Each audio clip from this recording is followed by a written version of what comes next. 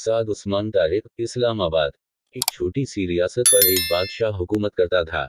इसे शिकार खेलने का बहुत शौक था। एक रोज बादशाह अपने सिपाहियों के साथ शिकार खेलने निकला। रास्ते में इसे एक आदमी नजर आया जो लकड़ियां काट रहा था। करीब ही एक गधा बंधा हुआ था और एक झुनपड़ी भी नजर आ रही थी। बादशाह ये देखकर बहुत हैरान हुआ कि उस गरीब की झुनपड़ी बहुत छोटी थी और उसमें सिर्फ एक आदमी ही लेट सकता था। बादशाह कुछ दूर तक गया तो अचानक तेज आंधी और तूफान शुरू हो गया।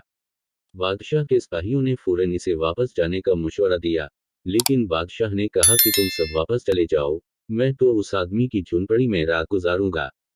यह सुनकर तमाम सिपाही हैरत ज़दा रह गए। जारी है।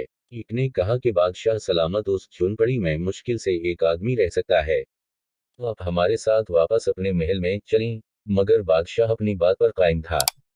उसने कहा कि तुम सब कल सुबह सवेरे यहाँ आ जाना। मैं ये देखना चाहता हूँ कि गरीब आदमी अपनी जिंदगी कैसे गुजारता है।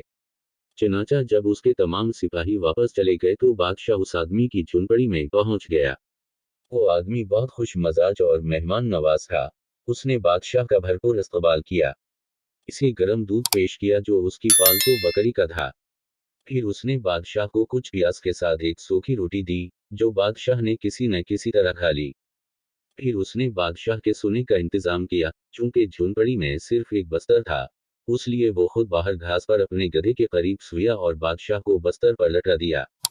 पूरी रात बादशाह को नींद नहीं आई, क्योंकि इसे अपने महल के नरम बस्तरों पर सोने की आदत थी।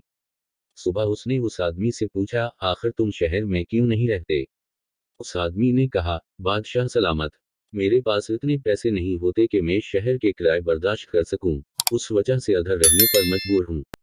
बादशाह को ये सुनकर बहुत दुख हुआ। उसने फौरन अपने महल का एक कमरा इसे मुफ्त में देने का हुक्म दिया और शाही खजाने से उसके लिए माहाना वजीफा भी जारी करवा दिया।